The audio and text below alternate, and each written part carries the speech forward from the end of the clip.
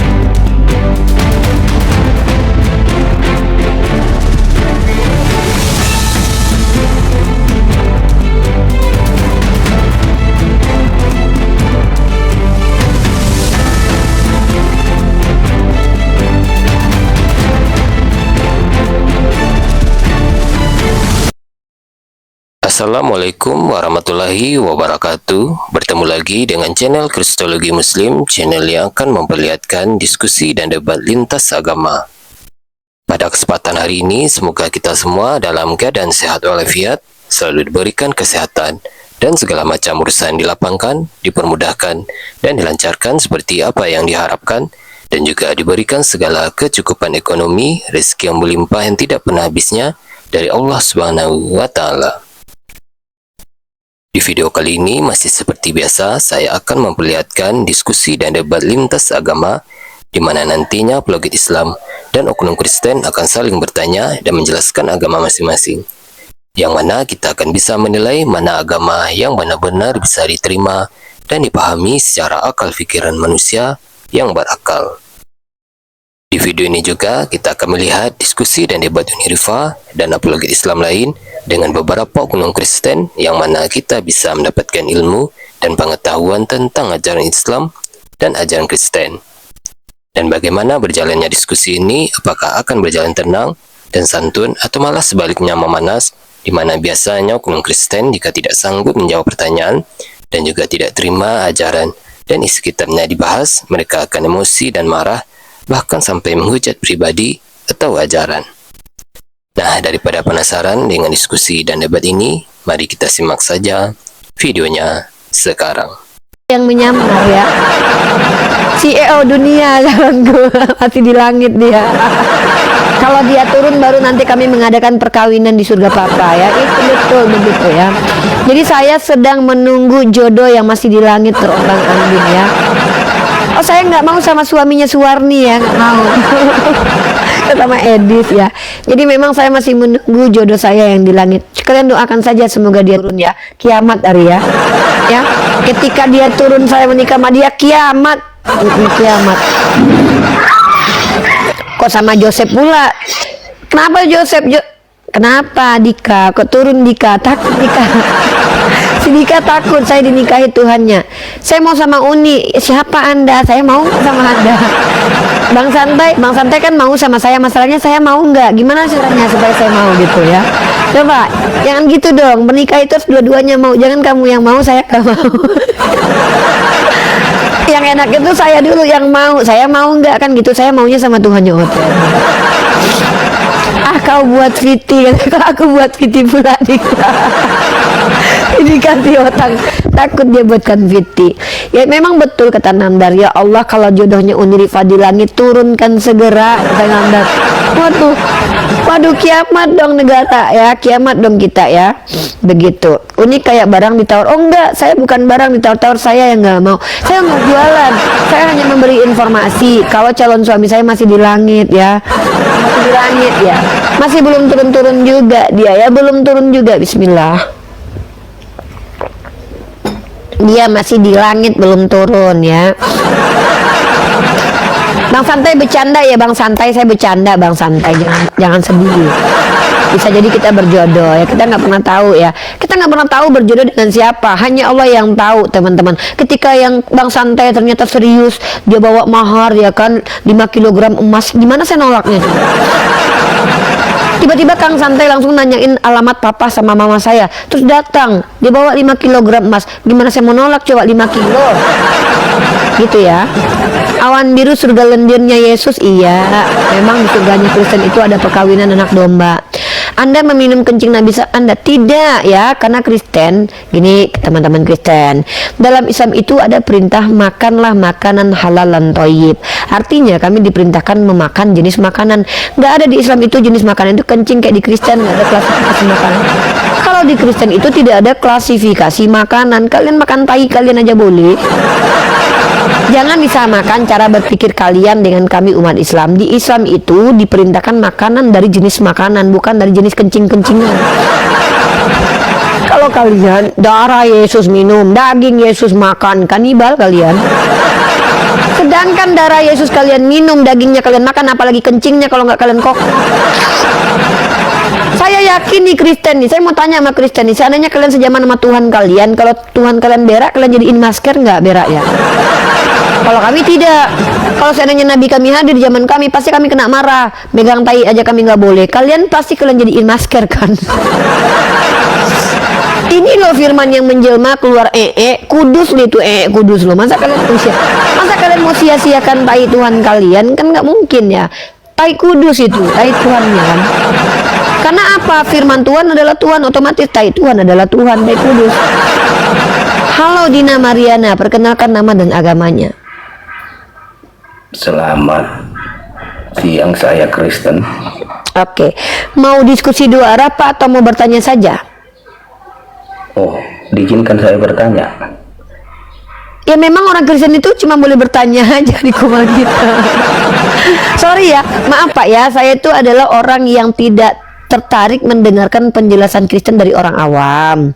Kenapa? Ya itu kan asumsi, buang-buang waktu. Saya menyediakan diri room saya itu untuk menjawab seluruh pertanyaan Kristen yang awam. Tapi kalau Bapak ini adalah orang yang berilmu di agamanya, bukan tentang agama saya, nggak Pak, nggak mungkin kalian berilmu tentang agama saya. Kalau Bapak berilmu di agama saya, Bapak diizinkan menjelaskan agama Bapak, tapi syaratnya dua Pak. Satu, buka kamera. Kedua, bawa data. Kalau tidak, Bapak bertanya saja. Saya mau bertanya. Oke. Makna dari surah Al-Baqarah ayat 54. Makna dari Quran surah Al-Baqarah ayat ke-54. Mari kita buka teman-teman ya. Oke. Teman-teman Kristen kita ini teman-teman ya memang harus betul-betul kita jelaskan seperti kita ngomong ke anak SD, karena banyak dari mereka yang nggak pandai bahasa Indonesia. Memang itu fakta. Jadi kita harus betul-betul seperti ngajarin anak SD, tapi nggak apa-apa, kita bersedia kok. Quran surah Al-Baqarah ayat ke-54. Ya. 54. Benar, ayat 54. Bismillahirrahmanirrahim. Wa iz qala Musa liqaumihi ya qaumi innakum zalamtum anfusakum bittikhazikumul ijla fatubu ila bari'ikum faqtulu anfusakum dzalikum khairun lakum 'inda bari'ikum fataba 'alaikum innahu wat-tawwabur rahim.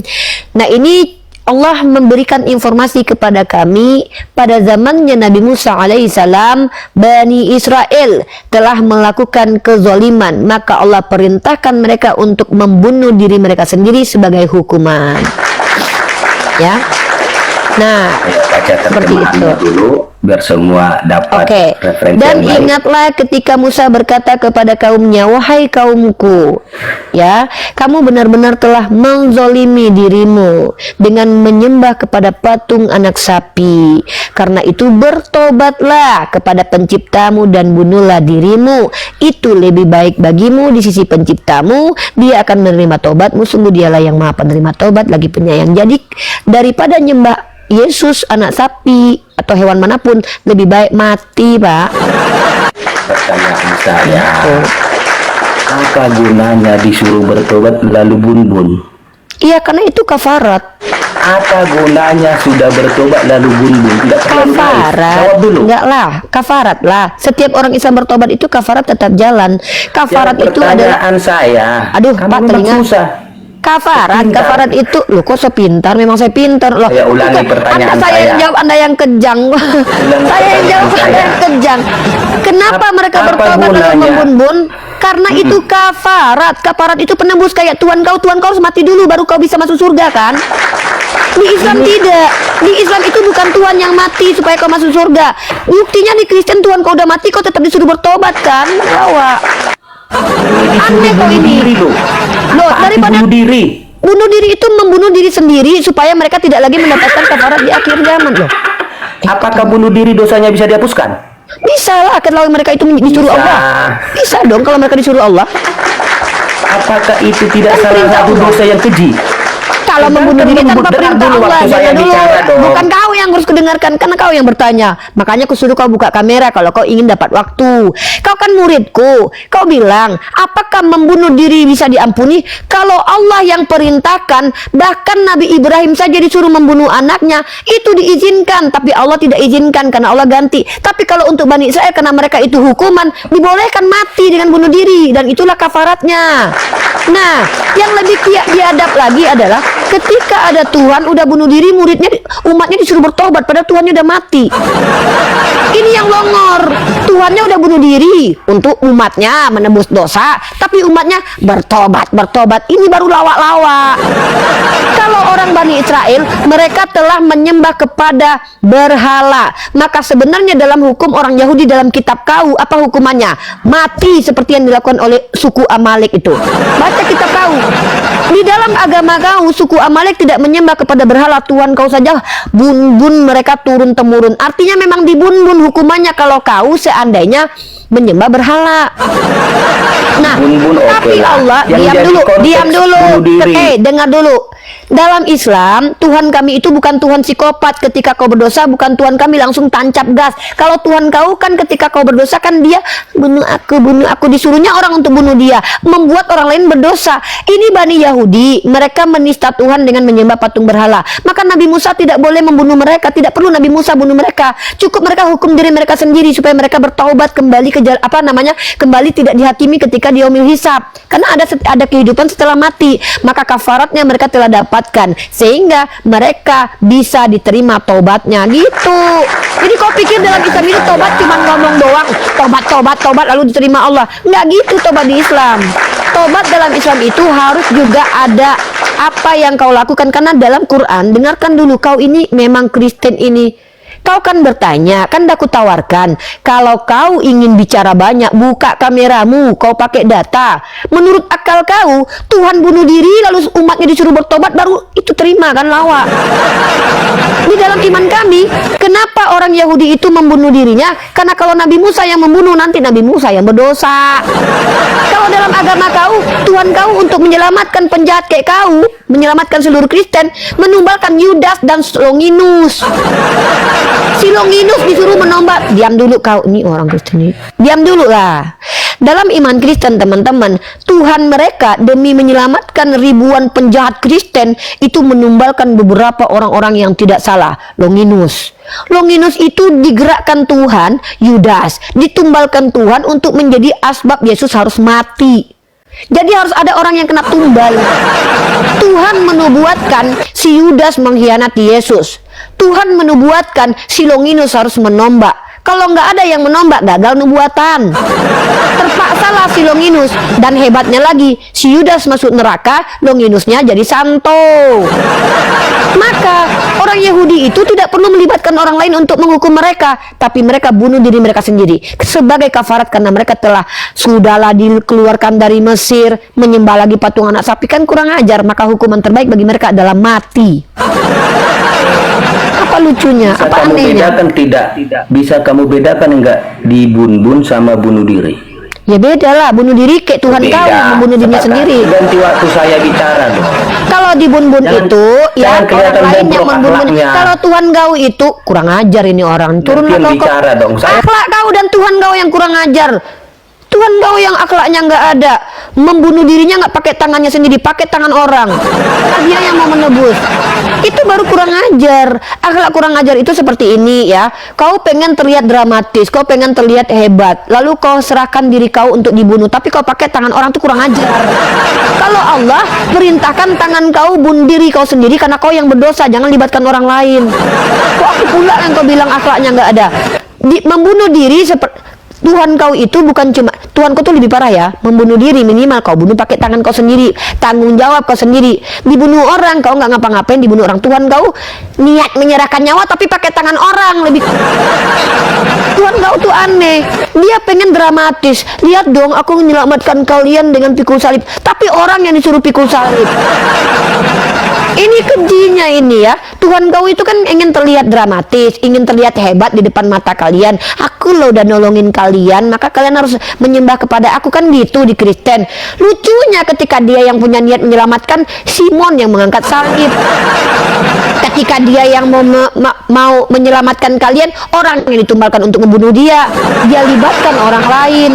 Dia libatkan orang lain untuk menghabisi nyawanya. Dia pakai tangan orang lain untuk menghabisi nyawanya sendiri. Tapi katanya dia yang menginginkan kematian untuk dirinya, dia yang mengorbankan dirinya. Aku menyerahkan nyawaku katanya, tapi pakai tangan orang lain. Itu namanya apa? Gitu loh. Inilah kenapa aku nggak mau menghadapi oten botol. Kan aku bilang, kalian di sini hanya boleh bertanya. Drakor lebih baik daripada cerita penyalipan, tahu? Minimal drakor, tokoh utamanya betul-betul terjolimi. Ini tokoh utamanya Yesus, dibilang terjolimi, dia menjolimi diri sendiri. Lucu. Jangan kalian lebay kali depan saya gitu loh. Halo andai.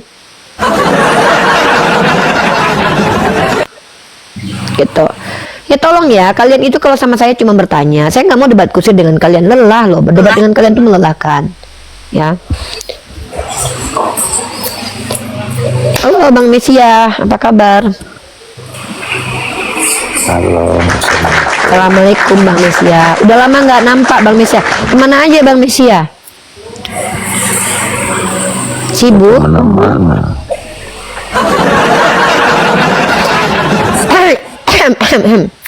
Ya, Gofur sama Caca udah nikah Bang Mesia. Bang Mesia kapan?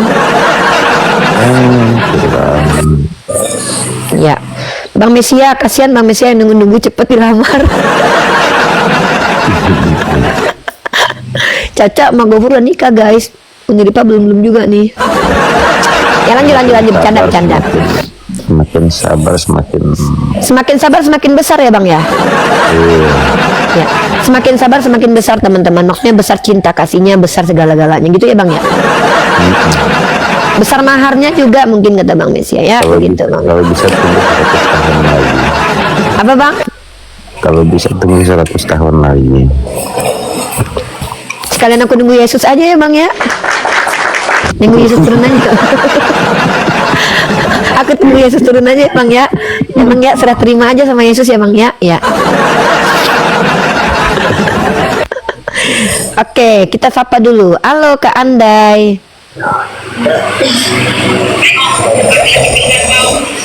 Halo Pak Andai. Mau tidur. Bapak turun dulu di bawah.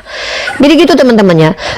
Dalam Al-Quran ini, konteks hukuman yang diperintahkan Allah kepada kaum Bani Israel adalah membunuh diri mereka. Karena mereka telah menyembah patung anak sapi. Apakah berdosa? Loh, kok berdosa? Kan itu perintah Allah. perintah khusus kepada Bani Israel. Dan Allah tidak menggunakan tangannya Nabi Musa. Bukan Nabi Musa yang disuruh membun-bun orang Israel. Mereka suruh bun-bun diri mereka sendiri karena mereka yang berbuat, mereka yang tanggung jawab. Nah, sama seperti hukum hudud dalam Islam. Hukum hudud dalam Islam, teman-teman, seandainya ada anakmu mencuri, maka bapaknya yang lebih berhak untuk memotong tangannya, teman-teman. Kenapa? Karena bapaknya yang harus mengedukasi anaknya supaya tidak mencuri dan memberikan kebutuhan kepada anaknya sehingga anaknya tidak mencuri. Karena pencurian terhadap anak itu bisa jadi karena kekurangan dari bapaknya sendiri. Jadi bapaknya bertanggung jawab, maka bapaknya juga yang berhak untuk memotong. Seperti itu. Makanya Rasulullah berkata begini ya, seandainya Fatimah mencuri, aku yang akan potong tangannya. Tepuk tangan. Nah, yang tidak boleh itu membun-bun dirimu kalau kau putus asa dengan kehidupan. Kayak saya nih, saya bun-bun gara-gara nggak dilamar-lamar Bang Mesia. Nggak boleh. Saya sakit hati nih, Bang Mesia nggak ngelamar-lamar juga. Misal nih, saya kecewa nih, Bang Mesia nih kok lama kali dia nunggu 100 tahun lagi untuk nikah. Bun-bun lah diri saya. Dosa, itu namanya putus asa. Tapi yang diizinkan membun-bun itu sebagai kafarat. Karena apa? Setiap pertobatan itu ada kafarat, teman-teman. Dan kafarat itu sesuai dengan apa yang Allah kehendaki. Ada kafarat yang sudah ditentukan, ada kafarat yang sunatullahnya berjalan. Contoh, misal Bang Mesia ini dia adalah orang yang terbiasa berbuat. Kita contohkan aja ya, ini bukan berarti Bang Mesia begitu. Bang Mesia ini misalkannya sudah sering bermaksiat, maka kemudian dia bertobat. Ketika dia bertobat, maka dia akan mengalami sunatullah seperti penyakit, seperti kesusahan hidup, bisnisnya hancur, bangkit lagi. Itu kafarat bagi dia supaya dosanya yang banyak tidak lagi dia bawa ketika setelah meninggal. Dan itu ada hadisnya. Nah, ada yang kafarat itu dia memilih yang sudah ditentukan, seperti misal aku pernah berzina nih, teman-teman ya. Maka supaya dosaku tidak secara sunatullah aku dapatkan hukumannya, aku memilih untuk dicambuk. Maka aku isyaratkan kepada orang tuaku, abangku untuk mencambuk aku 100 kali. Seperti itu tuh boleh. Itu pernah terjadi di zaman Rasulullah. Ada seorang wanita yang dia berzina, kemudian melahirkan anak perzinahan, dan kemudian anak itu dibun-bun, dibenamkan. Kalau tidak salah begitu ya. Maka dia minta dirajam sama Rasulullah itu sampai meninggal. Rasulullah waktu itu sampai berapa kali untuk mendiamkan dulu ya, untuk memastikan apakah dia tetap kukuh dengan keinginannya. Dan akhirnya dia meminta kepada Rasulullah untuk merajam, dan akhirnya dia dirajam, dia meninggal ya. Itulah orang yang betul-betul memikirkan masa depan akhiratnya, bukan hanya duniawinya, karena dia tahu dunia ini hanya sementara. Begitulah cara berprinsip dalam Islam. Jadi Quran surah Al-Baqarah ini adalah hukuman bagi Bani Israel yang telah menyembah kepada patung anak sapi. Bayangkan kejahatan Bani Israel ini. Mereka tadinya teraniaya. Ingat baik-baik teman-teman ya. Banyak orang tidak tahu diri ya. Dia sudah disiksa sama Fir'aun.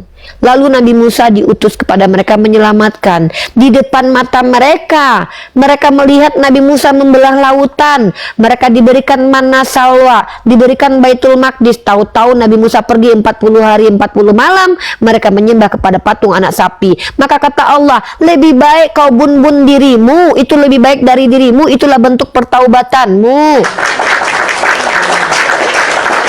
Artinya sudah banyak Allah berikan rahmatnya, masih mengingkari, maka lebih baik hukuman bagimu. Sama seperti ini. Kita berpikir selama ini ya, kenapa suami istri kalau berzina itu hukumannya itu ngeri sekali, rajam sampai mati. Coba kalian bayangkan. Sudah Allah izinkan, didampingi sama perempuan, didampingi sama laki-laki, punya suami bertanggung jawab, berzina kemudian, maka lebih tepat hukumannya adalah rajam sampai mati. Begitulah cara bertanggung jawab. Dan hukuman rajam sampai mati itu nanti akan mengurangi beban kita insya Allah di yaumil hisab dan juga di neraka. Itu cara supaya kita itu tidak lagi dihukum di neraka. Karena kalau hukuman neraka itu berkali lipat, kita nggak sanggup. Hukuman dunia ya ampun itu masih asapnya neraka, teman-teman. Begitulah perumpamaannya kurang lebih ya, masih asapnya neraka. Sementara neraka sendiri itu berlipat-lipat kali kesakitannya. Ini sebagai bentuk cinta kasih Allah saja. Makanya saya bilang, seandainya suatu saat saya menikah dengan Bang Mesia, kami harus berdakwah di Afrika, susah payah kami, itu adalah bentuk cinta kasih Allah. Suatu saat saya sama Bang Mesia dikejar-kejar sama kartel gara-gara kami menginjili di Eropa. Itu bentuk cinta kasih Allah.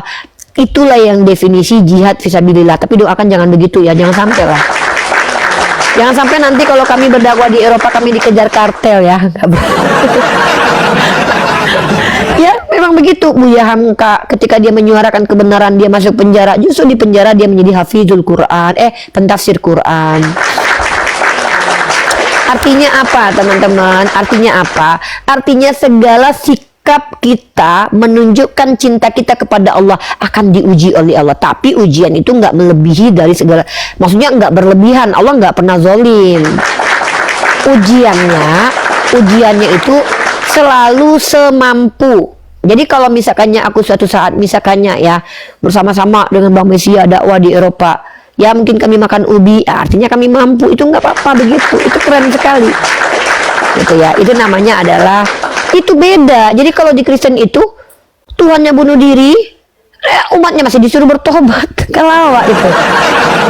Kalau di dalam Quran itu mereka berbuat maksiat, menyembah kepada selain Allah, maka hukumannya bunuh diri. Boleh, karena itu perintah Allah kepada mereka, bukan kepada seluruh manusia, bukan kepada umat Islam. Nggak ada umat Islam diperintahkan begitu. Karena hukum kepada Bani Israel itu spesifik, karena mereka juga umat pilihan. Dan begitu juga dengan kita, hukum kepada kita juga nggak sama dengan Bani Israel. Kenapa? Allah sudah meringankan syariat kepada umat Islam. Jadi kalau kita umat Islam ini teman-teman ya, kalau kita ini umat Islam masih juga nggak bersyukur kepada Allah, maka wajarlah hukuman kita di neraka syakar. Itu kenapa kalau kita dengarkan, kenapa neraka terkejam, neraka terngeri itu diisi oleh orang Islam? Karena orang Islam ini sudah diringankan bebannya oleh Allah, nggak seperti Bani Israel lagi. Beban kita itu dakwah udah bisa lewat TikTok. Al-Quran kalau pengen menghafal sudah bisa mendengarkan lewat aplikasi manapun. Dan kita masih nggak mau berdakwah. Kita nggak mau berdakwah. Allah sudah mudahkan kehidupan kita. Kita sudah bisa belajar lewat internet. Kita sudah bisa belajar lewat chat GPT. Tapi kita masih tidak upgrade tentang ilmu ketuhanan. Maka betapa besarnya kezaliman yang kita buat. Maka wajarlah Allah mengambil segala sesuatu dari kita. Jadi kalau kita merdeka selama 80 tahun dan kemerdekaan ini kita tidak isi dengan cara menambahkan value keagamaan kita, wajar nggak suatu saat negara kita hancur, diambil Allah kemerdekaan itu? Wajar. Kenapa? Karena Allah sudah kasih kesempatan sekitar kurang lebih 80 tahun. Tahu-tahu koruptornya semakin banyak, ASN-nya semakin merajalela, mereka semakin malas-malasan guru-gurunya, ya guru-gurunya semakin tidak bertanggung jawab, terjadi pencabulan di mana-mana. Maka wajar nggak kira-kira Allah hancurkan sehancur-hancurnya dan Allah ambil kenikmatan yang ada di Indonesia? Wajar. Kenapa? Allah sudah selamatkan dari penjajahan Belanda. Allah hadirkan ulama-ulama Islam di Indonesia, kerajaan Islam, Samudra Pasai, kerajaan Pagaruyung, kerajaan Ternate, dan kita sudah berpegang teguh kepada Islam. Kita tidak bersyukur kepada Allah, malah memilih pemimpin kafir. Apa nggak wajar muncul yang namanya tsunami, gempa? Apa nggak wajar? Wajar, karena perbuatan kita sendiri. Maka mari kita sama-sama teman-teman, selagi kaki masih bisa berjalan, otak masih bisa berpikir, tangan masih bisa berfungsi, lakukan, gugurkan kewajiban kita. Setiap hari ada target dakwah. Nggak apa-apa, penontonnya cuma 3 biji, nggak masalah. Penontonnya cuma 1 orang, bahkan 1 orang saja didakwahi 1 hari, nggak masalah. Yang penting tanggung jawab digugurkan. Apa tanggung jawabnya? Ud'u ila sabili rabbika bil hikmah, berdakwahlah dengan cara bil hikmah. Nggak mampu kepada umat yang lain, keluarga sendiri, adik, anak, istri. Kalau Bang Mesia enak, dia cuma sendiri aja. Ya, Bang Mesia ini dakwanya kepada orang-orang di sekeliling dia aja, karena dia belum punya anak dan istri. Enak dia. Masih belum ada tanggung jawab dia, masih enak ya. Tapi dia tetap sebagai muslim, Bang Mesia dan teman-teman semua di bawah tetap ada tanggung jawab berdakwah. Gugurkan, patahkan itu supaya kita tidak lagi dimintai pertanggungjawaban sama Allah. Nanti ditanya sama Allah, Anaf Zuldian, kaki sehat? Sehat ya Allah. tangan sehat-sehat, otak sehat, baca buku. Kepada siapa engkau berdakwah? Mampus nangis. Nggak ada ya Allah, saya cuma nonton Oten Kelahi aja dengan Uni Rifa, saya ketawa-ketawa. Terus dakwahnya kepada siapa? Nggak ada ya Allah. Jadi gitu ya. Jadi jangan pikir kita cuma punya tanggung jawab sholat untuk diri kita sendiri. Enggak, kita punya yang namanya hablum minannas. Ya, jadi keluarkan tanggung jawab kita ya, minimal kita berdakwah dengan cara, oh nggak bisa dengan harta, saya masih miskin Uni, saya nggak punya harta, ya udah dengan ilmu. Oh saya belum belajar Uni, ya udah dengan akhlaknya. Kalau Bang Mesia kan CEO, jadi dengan hartanya. Tepuk tangan. Ya, begitu ya. Seperti itu kira-kira. Semoga kita semua dengan cara kita masing-masing berada di jalur yang sudah ditentukan Allah. Oh, kalau pebisnis dengan hartanya, dia bayar para pendakwah-pendakwah. Dia bayar itu sekolah-sekolah para pendakwah. Dia berikan, sumbangkan hartanya.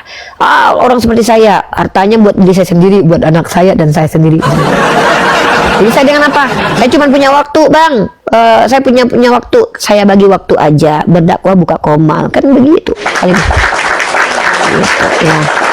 Nanti kayak Caca sama Gofur tuh. Gofur cari uang buat Caca biar buka koma diskusi. Kan gitu, kan keren tuh.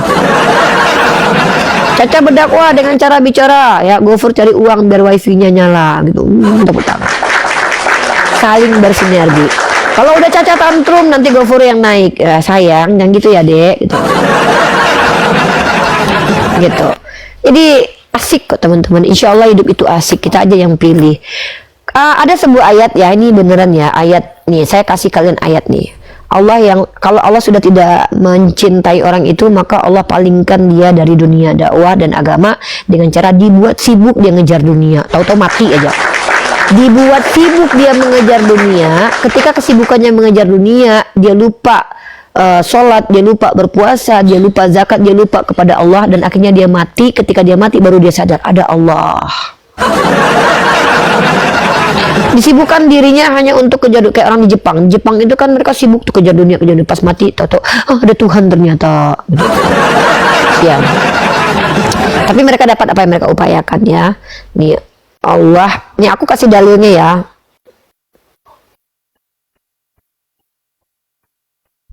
Ya aku pernah baca ayatnya. Selamatkan siang gitu ya. Lucu ya kelakuan anak Teos ini, namanya juga anak Tuhan. Oh iya, besok jangan lupa aku besok ngobrol dengan Hazen Barifin. Anak muda yang keren, bicara menggunakan data, ilmunya banyak, keren sekali ya. Besok insya Allah teman-teman, Jumat Ba'da Asyar saya akan dialog dengan Hazen. Aku tanya dulu, dia mau nggak di TikTok? Kalau dia nggak mau di TikTok, nanti kita ngobrol sama dia di YouTube aja. Biar lebih high class. Gitu. Ini kita ini ya teman-teman ya. Nih, mana ini? Nama bentar ya.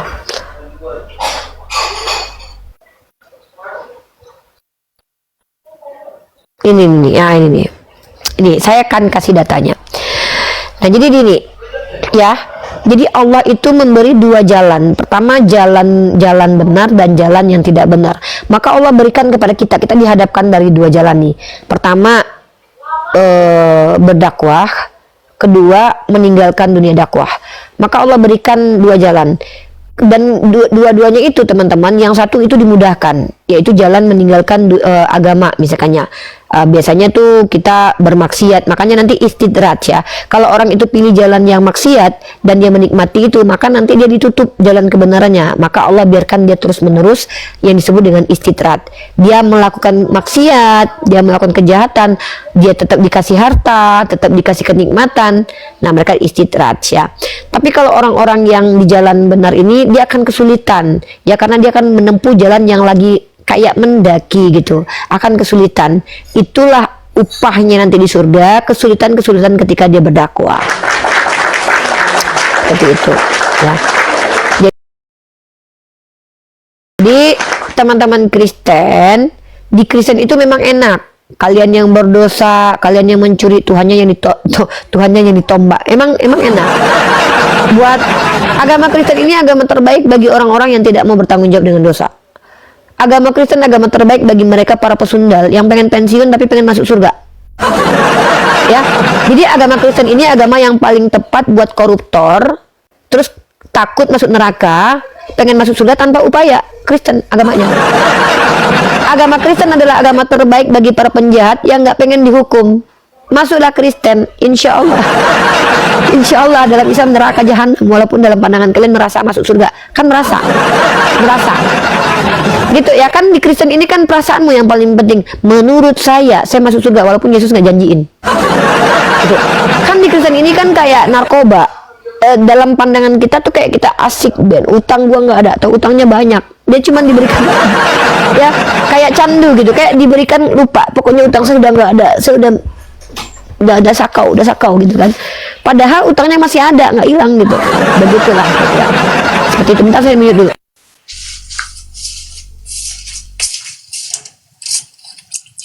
Ya Bang Mesia, ada yang mau disampaikan? Ini sebentar saya diajak ngobrol bentar.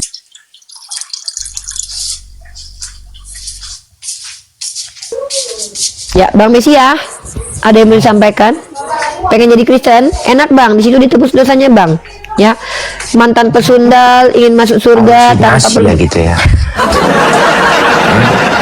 hayalan saja gitu. Iya kan.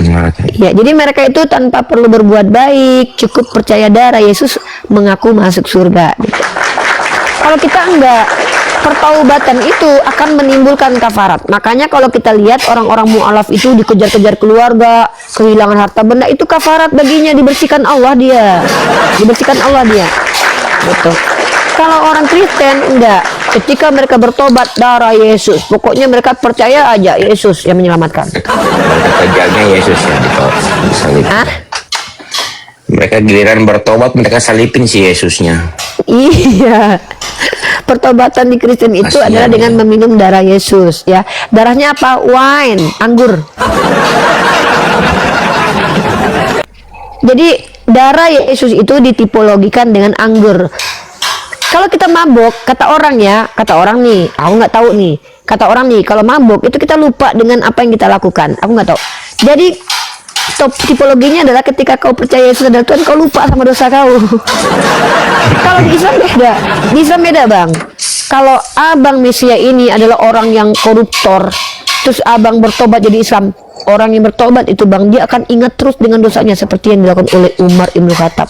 Umar itu Bang, orangnya hatinya sangat keras ya, hatinya keras, tegas dalam beragama, paling banyak menangis dia karena dia melakukan pertobatan dengan cara apa? Dia menyesali perbuatannya, dia ingat terus waktu dia masih kafir kepada Allah, ingat semua kejahatan gitu. Itulah yang namanya definisi tobat. Kalau di Kristen enggak, ketika kau bertobat semua dosa kau lupa. Kau lupa pernah tusbol lubang dubur anak kecil. Kau lupa pernah korupsi. Kau lupa pernah ngintip janda mandi. Kenapa? Semua sudah ditebus. Tuhan baik, Tuhan baik, Tuhan baik. Apa yang harus kau lakukan lagi? Kau injili, kau sebarkan Kristen itu ke alam semesta itu. Maka itulah yang disebut definisi bertobat dalam agama Kristen. Kalau kita nggak ada kafaratnya. Gitu. Jadi buat seluruh saudara-saudara Kristen ya, betul kata Eren, bertobat sambil mabok, lupa realita. Bertobat sambil minum anggur, lupa kenyataan Bob. Oh ya, saya pernah tusbol. Oh, aman, darah Yesus. Darah Yesus. Ya. Jadi memang agama Kristen ini bagi kalian yang tidak mau bertanggung jawab dengan kejahatan kalian, nggak apa-apa. Jadi Kristen aja, itu terbaik. Makanya saya pernah bilang, Kristen agama pendosa. Tepuk tangan dulu. Ya, ini ungkapan saya ya. Kristen agama para pendosa, karena orang Kristen adalah para pendosa. Itu kalau yang intinya Yesus datang untuk para pendosa itu memang Yesus nggak mau datang ke orang-orang yang baik gitu ya. Makanya aku belum juga di zaman-zaman Yesus Bang, walaupun aku udah nungguin Bang ya. Abang kan juga, Abang pernah di zaman Yesus nggak? Berarti menurut Yesus Abang benar gitu, karena Abang Islam. Kenapa Yesus tidak menjamah Abang? Karena Abang benar, Tuhan Abang benar. Kalau Tuhan, tapi aneh juga ya kalau dibilang Tuhannya nggak benar, kenapa Yesus nggak menjamah orang Hindu ya? Berarti orang Hindu juga benar dong. Agak lain ya. Agak lain memang ya. Katanya Yesus datang untuk para pendosa. Kenapa Hitler dibiarkan berdosa menghabisi 6 juta jiwa keturunan nenek moyang Yesus ya? Agak lain ini memang. Atau jangan-jangan mereka tuh ketemu Yesus tapi mereka nggak bilang-bilang kali ya Bang ya? Atau gimana nih? Bang disuruh on cam, Mat Sari on cam katanya. Jangan hanya aku yang boleh lihat mukanya Bang Messi ya. Nggak boleh ya guys, nggak boleh teman-teman ya, gitu. Muka Bang Messi cuma aku yang boleh lihat. Nggak boleh. Kalaupun dia buka kamera harus pakai cadar. Kebalik gitu. Jadi gitu teman-teman ya. Jadi Kristen adalah agama terbaik bagi. Beda di Islam. Kalau di Islam itu ketika kalian bertobat, semakin kalian dekat kepada Allah, semakin banyak ujian kalian. Kenapa? Semakin disucikan kalian gitu. Robert naik aja dek. Uni nggak baca ya dek. Naik aja dek Robert lele. CEO ya Uni harus dirahasiakan wajahnya. Betul Bang Messi, ini CEO yang harus dirahasiakan wajahnya. Betul, nggak ada yang boleh tahu aja Bang Messi. Bukan karena ganteng. Bukan karena ganteng. Lebih gantengan Eren tuh di bawah. Si Eren di bawah tuh ganteng gitu tuh. Tepuk tangan buat Eren dulu. Robert, Dewa Zeus Kristus, aku udah tahu wajahnya. Dewa Zeus udah tahu wajahnya Bang Messi ya. Ini kayak bener aja. Oten wajib on cam karena potensi mujak. Betul Bang Sap, kalau Oten wajib. Makanya mereka sulit kan diskusi di room kita, karena mereka niatnya bukan untuk diskusi tapi menghujat. Gitu. Ya buat teman-teman di bawah yang Kristen, tema saya itu bukan mengajak kalian berantem. Saya nggak berani berantem sama kalian. Tuhan saya cuma satu, Tuhan kalian 3, dikeroyok saya. Saya nggak berani berantem sama anak Tuhan, lawan anak Pak Jokowi aja kita nggak berani, apalagi anak Tuhan coba. Kita nggak berani berantem sama kalian, kita beraninya diskusi sama kalian gitu loh ya. Kita nggak mau adu Tuhan, kita nggak mau sabung Tuhan. Tuhan kita bukan binatang yang bisa disabung-sabung. Ya, kita nggak ada niat untuk mengajak kalian berantem. Saya nggak berani saya berantem sama kalian, serius. Kenapa? Kalau saya maki-maki kalian, saya nggak enak sama Tuhan kalian. Dalam diri kalian saya maki dia gitu kan. Kalau saya kalah, saya nggak merasa adil karena kalah sama Tuhan. Nggak mau saya. Begitu. Sambil nyari hiburan di TikTok, saya juga fokus mengcounter Oten yang aku Minang. Masya Allah, tepuk tangan Bang Mbak Anu. Semoga Allah ganti dengan pahala jariah. Gitu ya. Jadi saudara-saudara Kristen, kalau kalian cuma menghujat di bawah, memang nggak ada manfaatnya bagi peradaban. Lebih baik kalian tunjukkan, Uni agama saya itu benar. Ini buktinya A, I, U, E, O. Tuh tepuk tangan kita. Ya, semoga Bang Anof semoga Bang Anof tidak putus asa dan tetap semangat berdakwah. Karena dakwah itu banyak cara Bang Anof, bukan hanya dengan berdebat aja. Banyak cara menuju ke Roma lewat Paulus. Asal jangan lewat Paulus ya. Banyak cara menuju Roma, asal jangan lewat Paulus, bahaya. Kalau lewat Paulus nanti kita jadi penyembah Yesus, takut kita. Di agama Islam yang terkutuk itu setan, di Kristen Tuhan yang terkutuk. Di agama Islam kita yang berkorban untuk menunjukkan keseriusan kita menyembah Tuhan. Kalau di Kristen Tuhannya yang serius menunjukkan keseriusannya jadi Tuhan dengan cara mati berkorban. Ini makanya. Di agama Islam ya kita yang mengabdi kepada Tuhan, di Kristen Tuhannya yang mengabdi kepada mereka. Iya. Lucu ya, agama. Di agama Islam orang yang berbuat baik dan beriman masuk surga. Di Kristen para pendosa yang masuk surga. Sunda lebih dulu. Kita beda teman-teman. Di agama Islam nabi-nabinya tidak pernah mantan nabi, bukan mantan penjahat. Di Kristen para penjahat jadi rasul.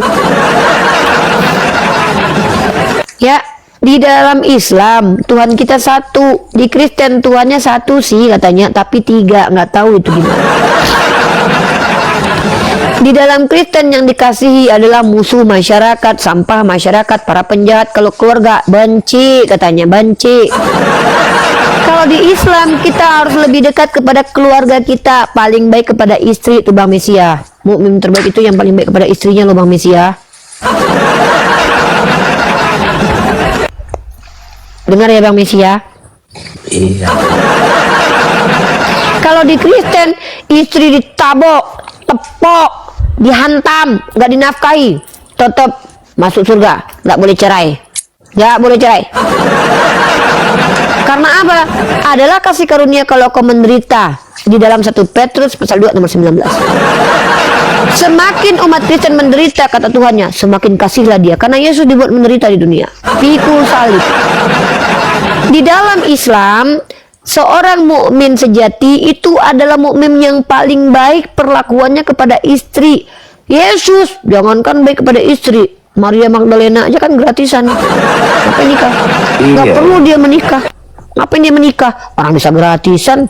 Pengen diraba perempuan, ada Maria Magdalena. Pengen menikmati kekayaan perempuan, ada Susana. Ada istri Kleopas sama istri Herodes. Ada bendaharanya Romawi, kan ada bersama Yesus. Ngapain lagi Yesus menafkahi perempuan? Kalau di dalam Islam, laki-laki yang menikah mengikuti sunnah Rasulullah. Kenapa? Dia sedang mendeklarasikan kepada Allah yang menjadi saksi dan alam semesta. Dia sanggup menafkahi seorang wanita. Apalagi menafkahi apologet kayak saya. Ya. Dimakan duitnya Bang Mesiah dalam perut saya. Menjadi daging, masuk ke otak, jadi darah, semakin berapi-rapi bersemangat. Kurang apa coba pahalanya Bang? Makanya Bang, cepet Bang, yang lama-lama. Ya, kalau di Kristen teman-teman, pesundal yang dinafkahi. Sorry salah. Di Kristen pesundal yang menafkahi. sorry. Kalau dinafkahi pesundalnya masih mending. Ini enggak, pesundalnya yang membiayai dan mengurapi Tuhan. Ini agak Itu urapi dengan itu mijit ya gitu ya. Oh, meraba Bang, bukan mijit, meraba. Dari Abang, kepala sampai kaki di tengah-tengah dia lewat ya. Kalau aku jadi pesundalnya Bang, tahu kan Abang apa yang aku lakukan kan? Tahu kan? Tahu kan Abang di mana aku? Tuh. Tahu lah. Tuhan. Ya kalau ya, bukan. Kalau misalkannya Abang Tuhannya, terus aku pesundalnya. Tahu kan Abang apa yang kuurapi lebih dulu kan Bang? Iya tahu Abang. Abang nggak usah aku kasih tahu lah. Terbayang lah sama Abang gimana ya kan? Kalau aku pesundalnya, untung bukan aku Maria Magdalena. Sempat aku tahu lah kalian apa yang terjadi. Oh, pengurapan itu 3 jam, nggak ada cerita sebentar. 3 jam ya Bang, kita urapin. Ya Allah, astagfirullahaladzim. Masa ada Maria Magdalena masih gratis ya?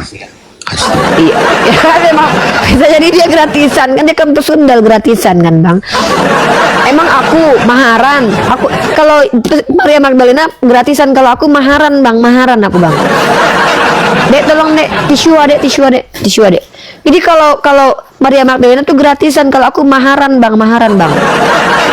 Kalau aku repot Abang, kalau mau diurapin sama adek, Abang harus nafkahi adek seumur hidup.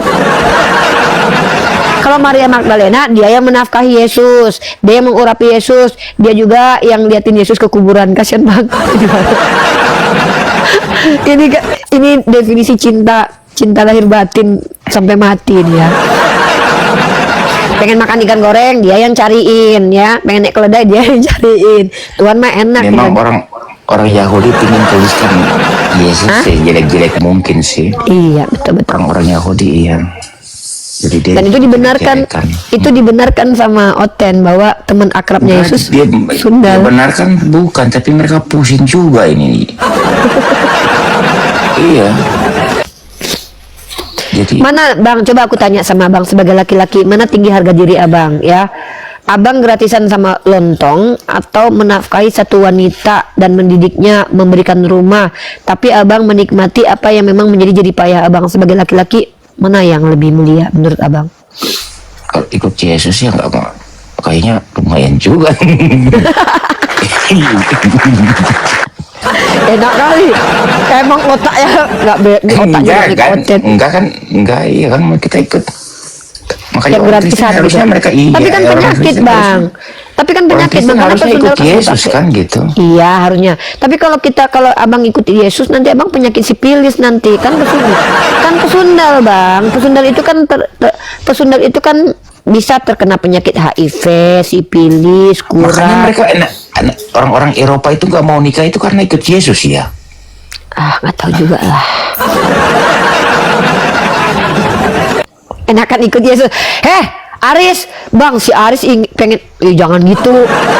Penyakit tahu enaknya. Denger ya, Aris ya. Enaknya temenan sama pesundal itu cuma sedikit, bentar. Habis itu nanti penyakit selama-lamanya, penyakit sipilis, penyakit sipilis, penyakit HIV. Ngapain enaknya cuma sebentar? Paling kamu nggak nyampe 3 jam enaknya. Kalau enaknya 3 jam masih mending, masih adalah 3 jam untuk dinikmati walaupun seumur hidup akhirnya kena penyakit. Tapi kan masa kamu rela mengorbankan waktumu kenikmatan 3 jam dengan kesakitan seumur hidup? Jangan. Ikutin Rasulullah aja. Kalau orang Kristen begitu seharusnya mereka ikut Yesus, bagus itu kan. Menurut mereka itu bagus menurut mereka. Ikut Nabi Muhammad aja. Kalau Nabi Muhammad itu dia menikah dengan perempuan yang sudah disortir dulu, bukan perempuan sembarangan, bukan perempuan sembarangan gitu dinikahi, enggak. Kalian juga jangan sembarangan nikah, mentang-mentang kalian menikah terus kalian kayak Hosea pasal 1 ayat 2 bersundal dengan anak-anak. Enggak juga ngikutin Hosea. Hosea itu kawin ya, dia kawin dengan perempuan sundal. Ini Tuhan kalau nabinya kena sipilis gimana ini?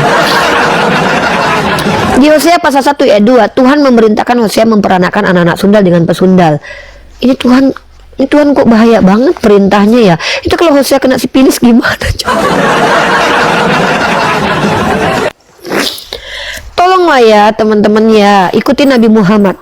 Pertama menikah itu juga ingat ya, yang kalian nikahi itu nih Eren kamu masih muda nih. Uni sedikit memberi nasihat ya Eren ya. Nikahilah perempuan yang satu itu, ingat loh, dia kan jadi ibu anakmu loh. Kalau dia, ya maaf ya, kalau misalkannya kamu sanggup menikahi mantan pesundal, lalu kamu bisa mendidiknya, itu kamu top, itu luar biasa. Ada tangan itu luar biasa. Tapi yang gak naif juga kali, kalian gak cek kesehatannya pesundal, tahu HIV. Pastikan mantan pesundal yang kalian nikahi itu bukan pesundal karena menikmati persundalannya. Karena kalau dia menikmati, parah itu. Pastikan kalau dia bisa jadi dia mungkin terjerumus atau apa, kalian menyelamatkan dia, itu nggak apa-apa, itu boleh kok. Buktinya ada kok perempuan sundal dalam kisah Israeliat yang masuk surga karena menyelamatkan anjing, itu ada. Tapi cek kesehatan dulu. Kalau di HIV masa kalian mau nikah? Tapi janganlah Eren, nikahilah wanita yang bukan pesundal. Eren, kan banyak perempuan-perempuan yang bukan pesundal. Eren, kenapa harus perempuan seperti Maria Magdalena kamu ngikutin Yesus Eren? Ya, minimal kalau cobalah kalian ada 5 kata Rasulullah, menikah itu ada 5. Pertama, lihat dari keluarganya, itu mempengaruhi loh, tepuk tangan. Ya itu serius loh, itu hadis loh ya. Kedua, lihat dari hartanya, karena kalau kalian berdakwah kalian butuh harta seperti Rasulullah tuh berdakwah.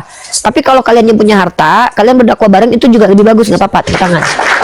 Yang ketiga, kata Rasulullah, lihat wajahnya. Kalau manisnya kayak aku, nikahi langsung aja. Ya lihat wajahnya, karena kalian nanti perbaikan anak. Gimana coba? Ya. Yang keempat, apalagi ya kata Rasulullah ya. Aduh, ada hadisnya itu. Lihat latar belakang keluarga, lihat. Yang terakhir itu lihat agamanya. Nah, kata Rasulullah, prioritaskan agamanya. Kalau dia nggak paham agama, iya, kalau kalian Eren, kalau kamu mampu mendidik dia ke agama yang benar, nggak apa-apa, tepuk tangan dulu. Tapi Eren, kalau seandainya kamu agamanya pas-pasan, dapat istri juga nggak ngerti agama, nanti kamu berantakan. Minimal begitulah. Lihat Rasulullah SAW, istrinya bijaksana loh. Ketika Rasulullah itu pertama sekali bertemu dengan malaikat Jibril, siapa yang menenangkan Rasulullah? Sayyidah Khadijah. Apa kata Sayyidah Khadijah? Kamu adalah orang yang senang menyambung silaturahim. Kamu adalah orang baik. Bagaimana mungkin Tuhan menghendaki keburukan terhadapmu? Masya Allah, ini kata-kata luar biasa loh. Ikut tepuk tangan. Nah, dengar ya. Ini aku belajar dari kisahnya Rasulullah dengan Sayyidah Khadijah, ini luar biasa. Jadi ketika Rasulullah itu didatangin malaikat Jibril, beliau itu kan secara human being itu kan merasa apa ya, ya terguncang lah, karena ini kan tanggung jawab besar, bukan hal kecil. Makanya beliau itu ada rasa ketakutan dan beliau minta untuk diselimuti. Maka siapa yang menenangkan beliau? Istrinya, Masya Allah. Jadi perempuan itu di samping istri suami itu menenangkan, bukan malah bikin hepot. Kalau Maria Magdalena kan bikin Yesus ketar-ketir. Soalnya apa? Dia mantan pesundal. Depan Yesus dia cium kakinya. Nanti kalau dia sendiri kan, mana si Maria tadi? Takutnya dia lagi di kamar, kan takut kita kan gitu. Jadi khawatir lah Yesus. Misalnya kalian punya istri pesundal seperti Maria Magdalena, apa kalian nggak takut dia lagi bersundal di belakang layar gitu kan? Kalian memikirkan pekerjaan, bisnis yang mau kalian pegang, otak. Tahu-tahu istrinya bersundal, kan kasihan kalian, nanti depresi jantung. Males nikahin Uni, kapan diranjang live terus. Berarti tidak semua perbuatan membuat orang bahagia itu berpahala ya. Siapa bilang? Apa contohnya? Itu bersundal buat laki-laki bahagia.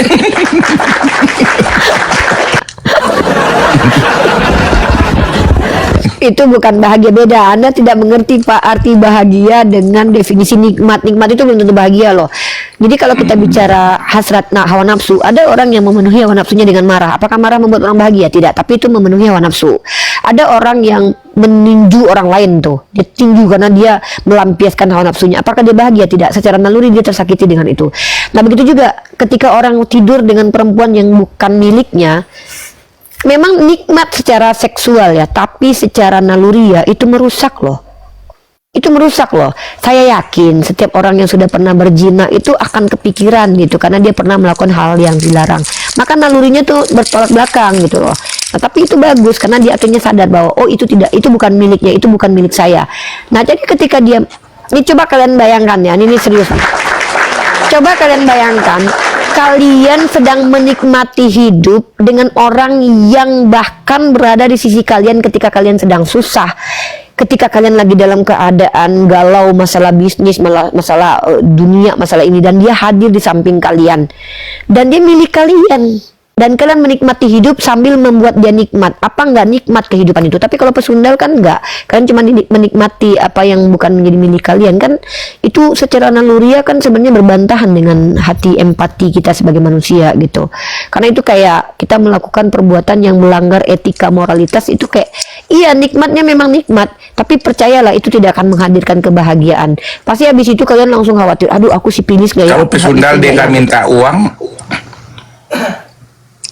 yang pesundal kan kalau dia minta uang kan dosa tuh. Kalau dia nggak minta uang gratisan.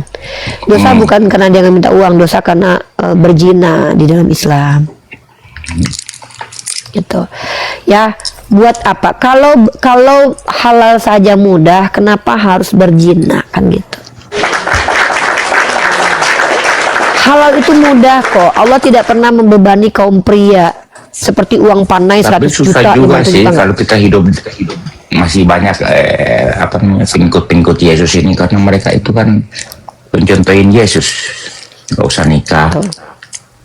Ya itu kenapa di Eropa kalau Bang Mesia lihat di mayoritas Kristen itu menikah bukan menjadi hal yang prioritas, karena mereka tidak boleh bercerai ketika sudah menikah. Makanya mereka tes ombak dulu selama 10 tahun. Kalau mereka nggak cerai-cerai berarti cocok, ya udah nikah di usia kumpul kebonya selama 10 tahun. Kumpul kebo selama 10 tahun akhirnya mereka menikah karena yakin nih kita udah nggak bercerai-cerai nih katanya.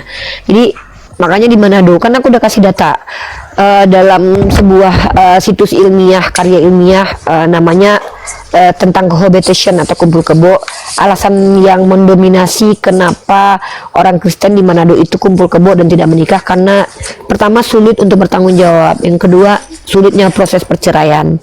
Makanya mereka memilih untuk kumpul kebo, karena kalau kumpul kebo udah nggak suka kan tinggal-tinggalin, bisa ganti-ganti gitu, nggak ada terikat. Kalau di Islam, justru di Islam itu supaya orang tidak menyepelekan pernikahan, supaya orang tidak menyepelekan perempuan, menyepelekan hubungan rumah tangga, makanya dipersulit perceraian. Bahkan perceraian menjadi salah satu hal yang dihalalkan tapi dibenci oleh Allah. Betul-betul ada alasannya dulu nih baru boleh bercerai. Kalau alasannya tidak ada, bahkan ada sebuah hadis yang mengatakan tidak mencium bau surga seorang yang bercerai tanpa alasan yang jelas.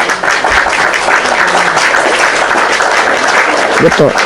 Uni ada apologet Katolik udah punya istri tapi selingkuh, ya namanya RK, nggak usah basa-basi. Kita nggak ngegibahin.